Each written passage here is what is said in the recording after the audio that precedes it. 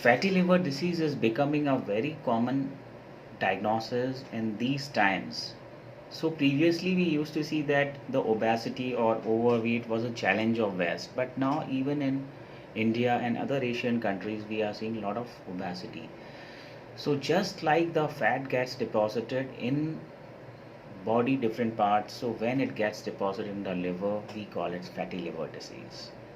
And when we get routinely ultrasound done or due to some non-specific symptoms and then the ultrasound says fatty liver, then the question arises what to do.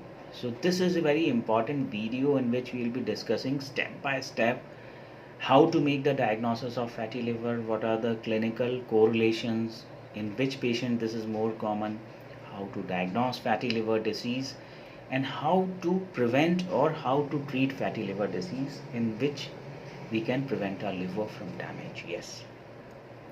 So as we discussed that fat being deposited in the liver, then gradually swelling arises in liver, and then stage 1 and subsequently stage 2 happens, in which there are liver function changes.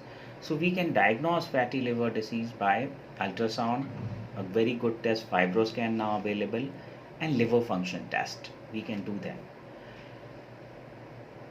Patients who are overweight, obese patient, or patient who are undergoing treatment for diabetes, they are more risk for developing fatty liver during their course.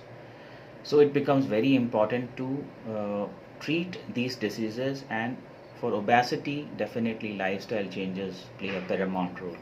We have to do regular exercise, we have to control our diet, and we have to somehow lose our weight. Then once we diagnose the fatty liver, it becomes important which stage it is landing. Then accordingly we can use some medication, and simultaneously lifestyle changes definitely play a lot of role. Another important issue is there, as we have to avoid oily, sugary, excess carbohydrate, particularly males, we have to avoid alcohol.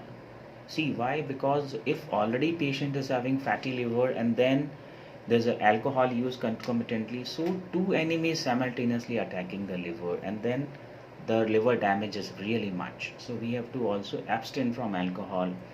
We have to follow a healthy lifestyle, and as much as possible to do regular exercise in our daily routine, restricting carbohydrate, restricting oily, sugary.